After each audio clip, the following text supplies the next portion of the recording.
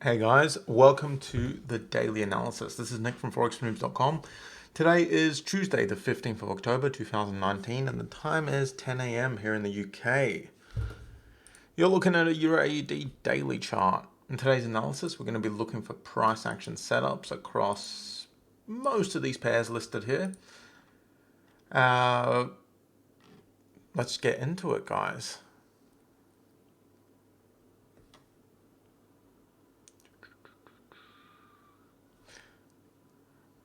I don't know if anyone's still in this one. But at this point, this trade's going so all over the place that it might not even be worth holding anymore. It's just too much sideways movement.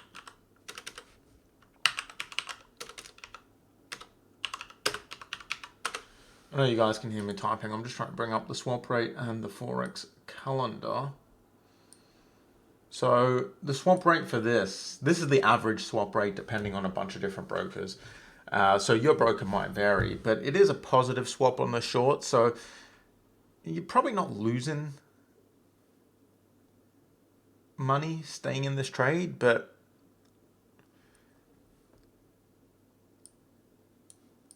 it's really not going that well.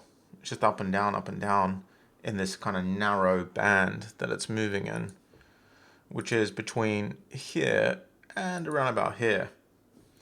If you go down to a lower time frame, maybe the 1 hour, it'll be a bit clearer, a bit higher on the 1 hour. But see, you've got these pretty distinct bounces between this channel or whatever you want to call it.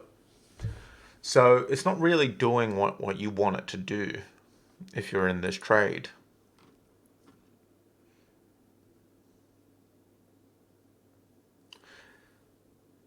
Now, I don't think, generally speaking, I would not say that there's anything wrong with holding on to this trade. It's just if you still want to be wrapped up in this trade days and days after it was entered, with it being pretty much sitting at your entry right now after, what is it? The 3rd of October.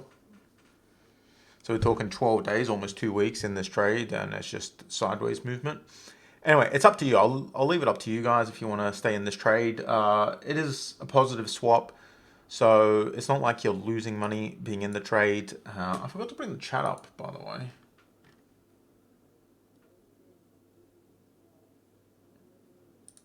Sorry about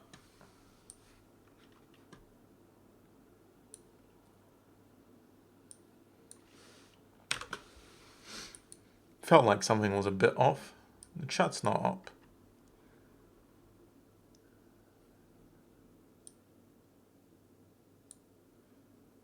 Your broker will tell you if you're in the trade. Just look at your broker's, look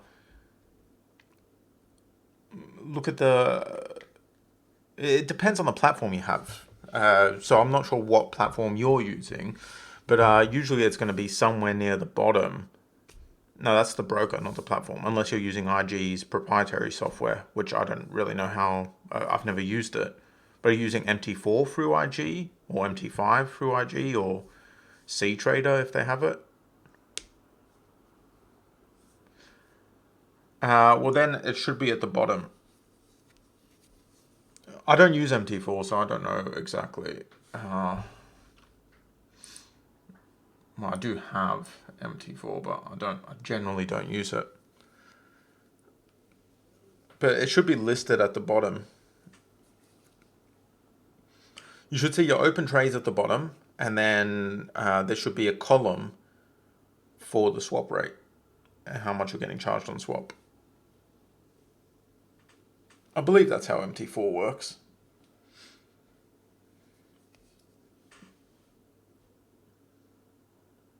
But yeah, it differs from platform to platform. MT4 and MT5 should be pretty similar. But like I said, I don't really use MT4 or MT5. Or I very, very rarely use them. It's certainly not my main trading platform.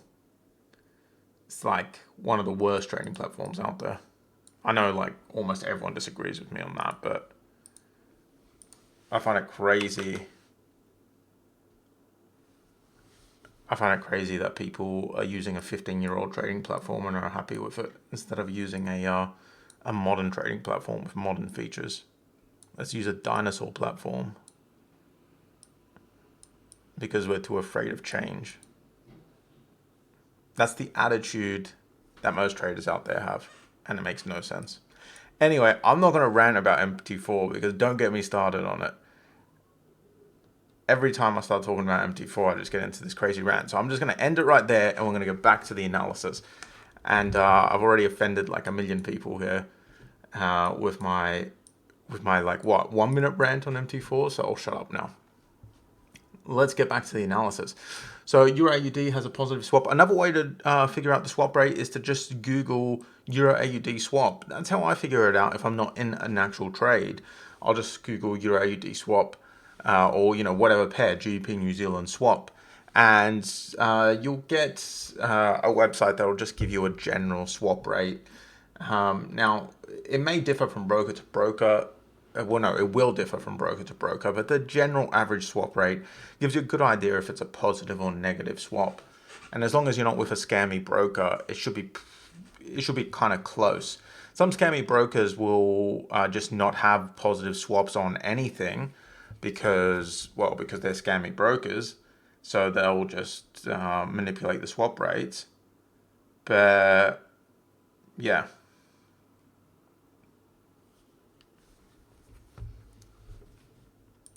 CADJPY. This is just the trade I'm in on the lower time frames. It's just a short trade based on the range. But yeah, it's not going fantastic, but it's not going bad either. Just hasn't really moved into profit much. So I'm just going to keep this one open. Don't worry too much about that one. It's too late to enter anyway.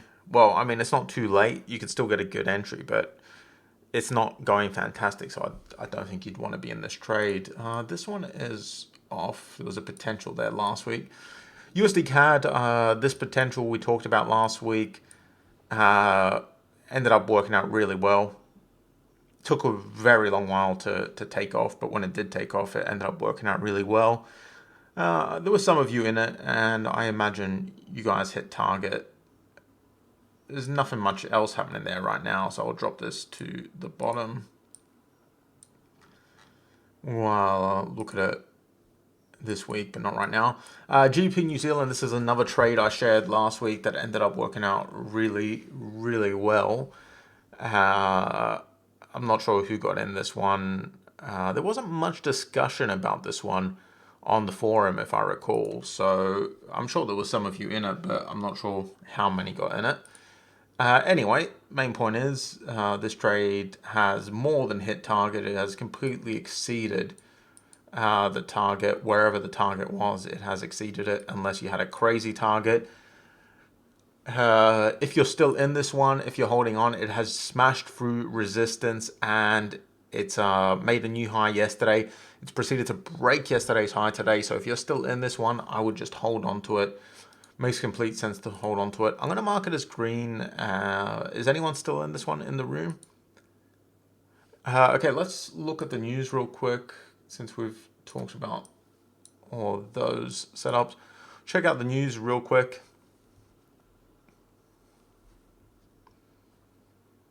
It's a pretty dead news week, by the way, guys. Pretty dead news week.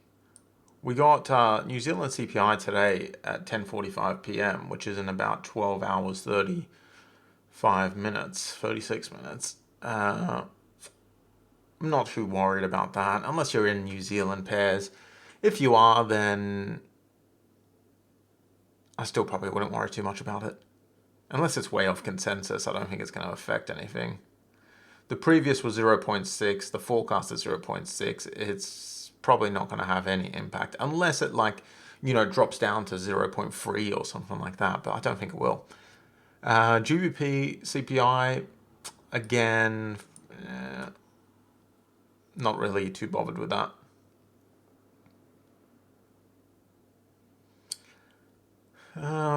Retail sales,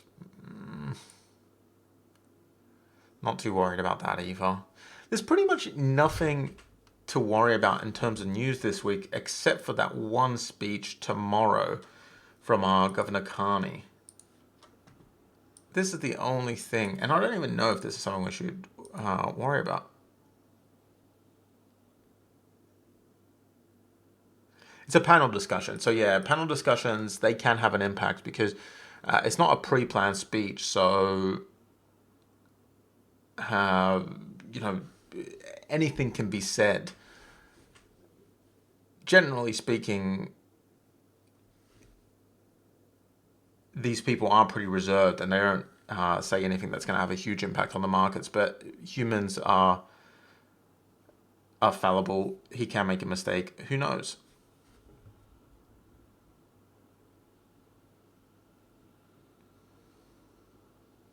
Oh, you got out 1.5? That's a shame. It went up to 3.7 and it's still going. Sorry, I'm not laughing at your trade. I'm not laughing at you, rather. I'm laughing at this situation. I hate it when that happens to me. I get out and then it just keeps going up. But there is a way to avoid that. I'll explain that real quick in a second.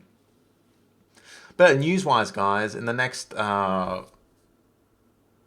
24 hours, or the next 48 hours, let's say, just over 48 hours, there's really nothing much going on. Oh, this is the only thing to worry about. Pretty chill news week, guys. Oh, yeah. Okay, never mind. If it's because you're starting out and you just want to have like a basic target to go for, then yeah, that's different. That's completely different.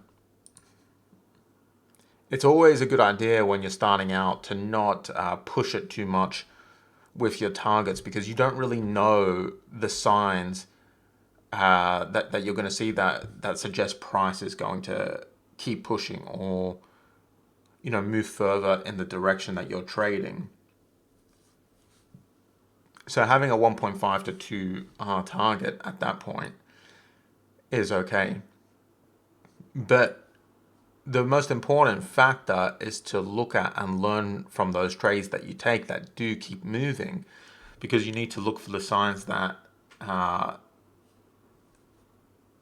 that they give you in order to spot that in other trades. And one of the clearest signs that a trade's going to keep moving is just the momentum.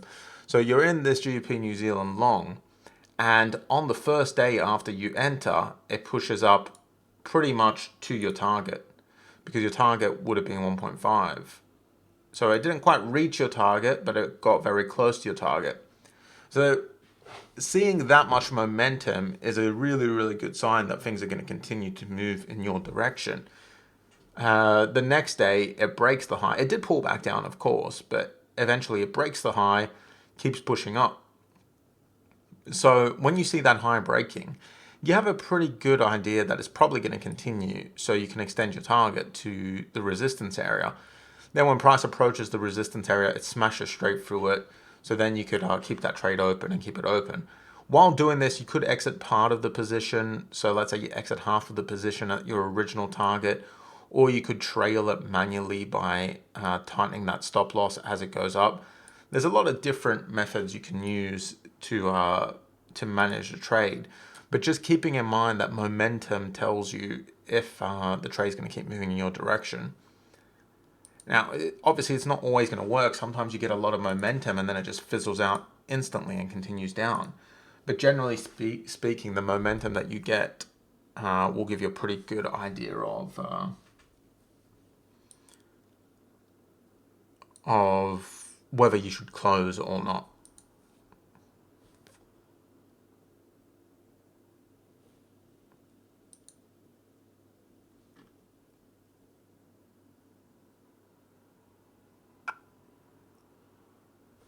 Nah.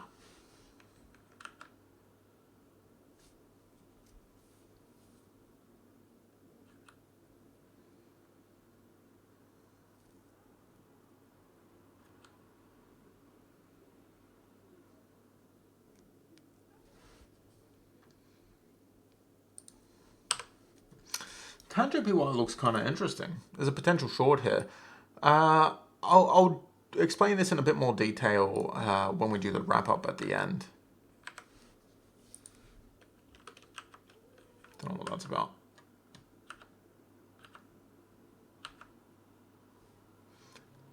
EURJPY looks interesting. Potential short here. I'll also explain this one towards the end when we do the wrap up. I think it's better if I spot all the potentials and then go through them at the end. I want to move to that format.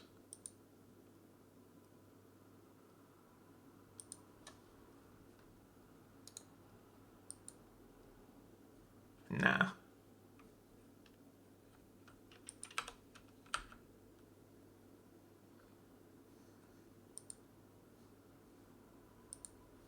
Almost exactly the same. GBPSEK and GBPUSD.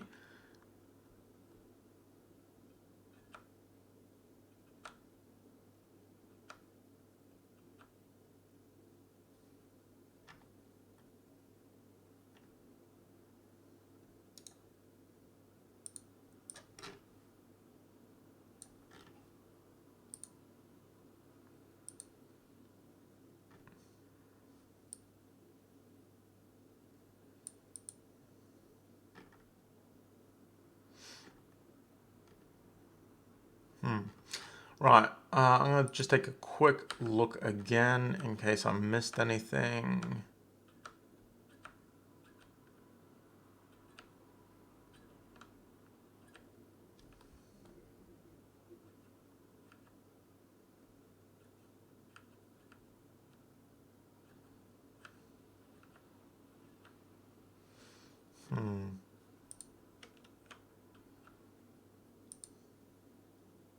Right, looks like I haven't. So, all of the setups today are JPY setups, actually.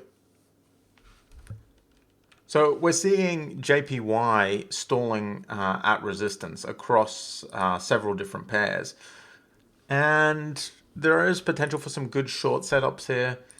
CADJPY is already lining up to give us a short. This one's extra good because it's also on the 200 moving average, which acts as resistance as well as this resistance area we have here. So essentially we have double resistance, which is generally speaking pretty good sign. Price shot up a lot last week, but then since the start of this week, it just hasn't been able to make a new high. So we're seeing bears taking control. We're seeing bulls really starting to fail here. I think this is a good sign for a potential short. Lloyd, you're in it already on the 12-hour. Fair enough. I'm not in it already. I'm going to wait for the daily low to be broken. So I'm looking at something like, where are my tools? There they are.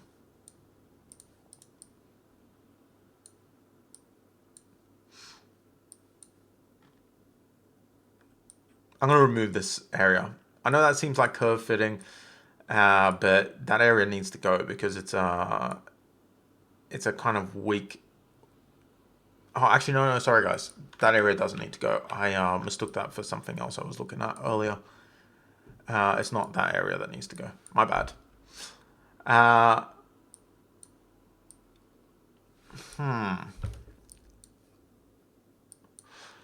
So, with this trade, there is a potential issue. Having the stop loss above last week's high, which would be the safest stop, is going to lead to a very bad risk to reward ratio. So the stop loss is going to have to go a bit lower if I want to enter this trade. And ideally, the entry is going to have to be on a bit of a pullback after the break, which would give me an even better risk to reward ratio. So it's a tricky one. We'll discuss this one further on the forum and figure out a good entry point. Actually, though, for all the people who don't have access to the forum, I want to leave them with something.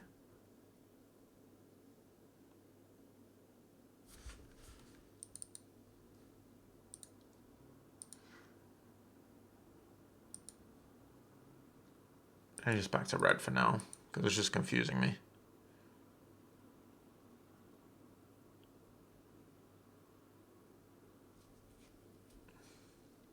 So stop loss is definitely going to have to go here on this, without a doubt.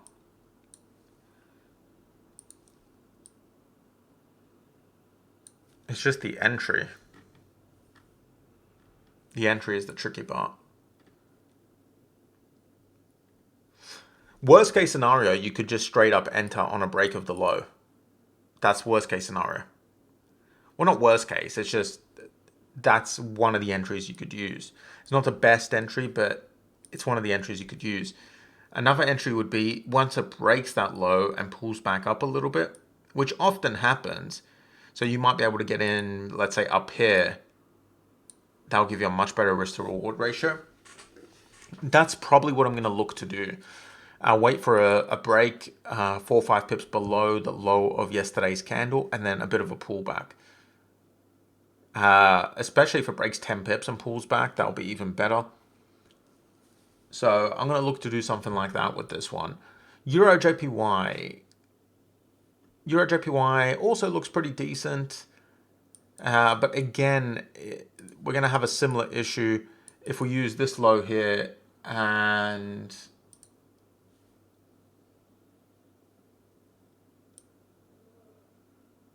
this here, like that.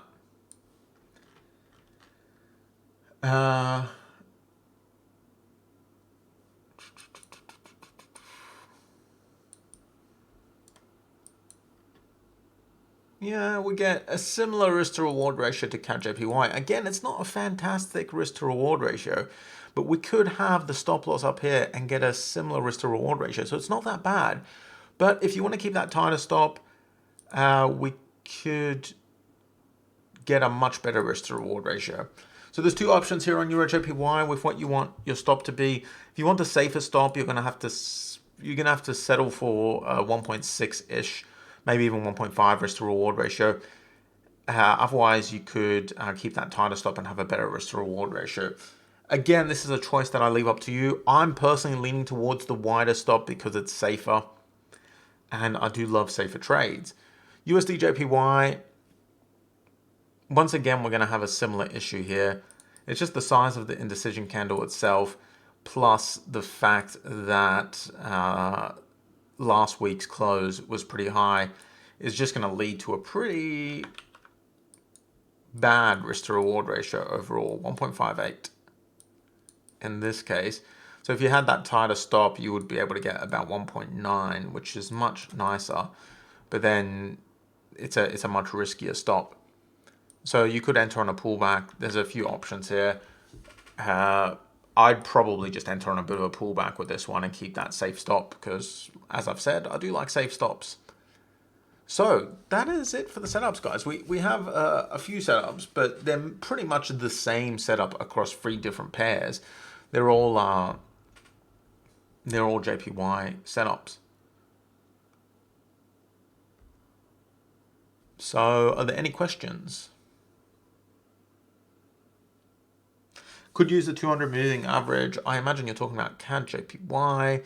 And yeah, we are using the 200 moving average as a stop. I want my stop behind the 200 moving average for sure.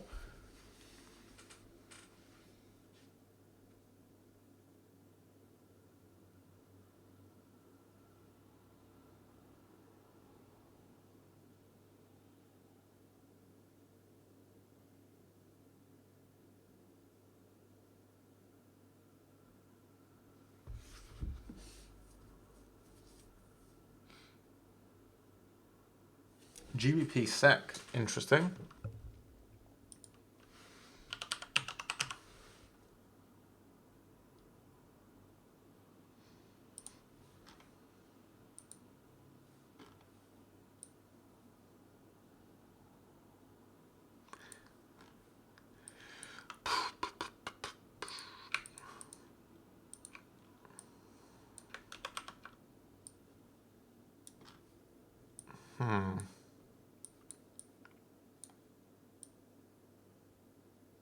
Yeah, it's a valid area. Okay.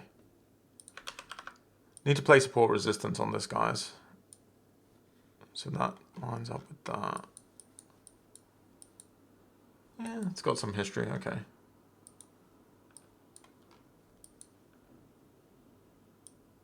These are really wide areas. that I'm placing and narrow them out. It just looks weird when they're too wide.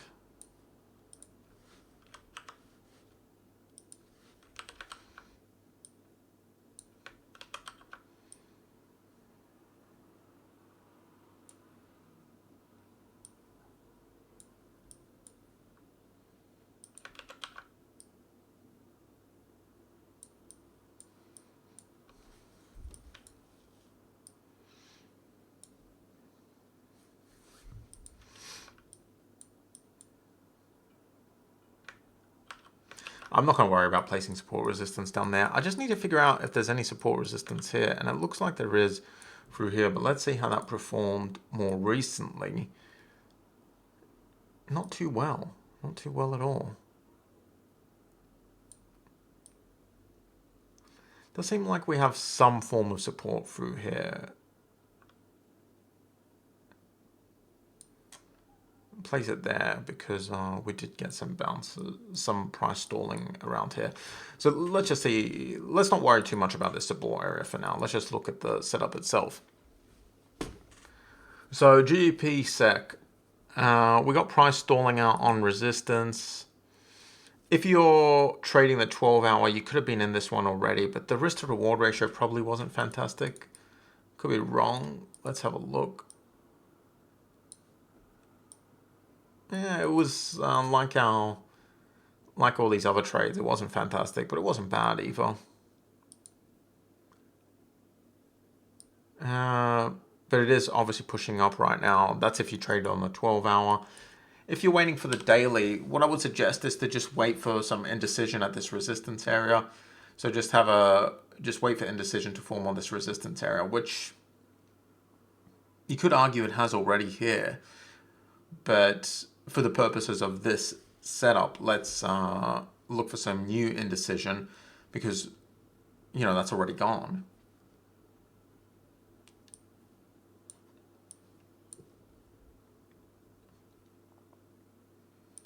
As Lloyd says, it is a very wicky pair. It has pretty big wicks. Look, I'll mark it as a potential. I probably won't trade this.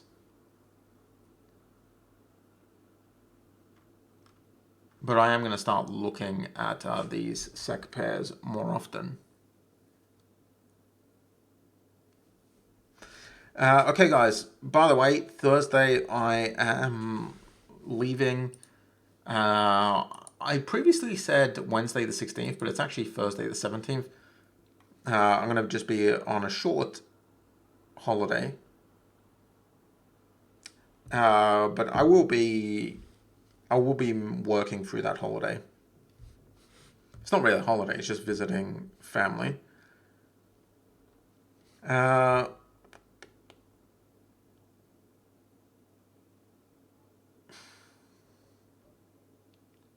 think Thursday's webinar is going to be a bit earlier. I am going to do a webinar on Thursday, but I'm going to do it at, I want to say around about 8 a.m. I could be wrong on those times, but it's going to be around 8 a.m. So we are going to have a webinar Thursday. It's just going to be earlier, like we did last week. But other than that, there's nothing else to announce. Oh, except people who applied to join the new chat room, that is Forex Mastermind members, full Forex Mastermind members only can apply to join. People who apply to join, you'll be getting access today. So I'll be adding you to the chat room sometime today. So yeah, thank you guys for attending. And I'll see you guys for tomorrow's webinar, which should be at the same time. Thanks and see you later.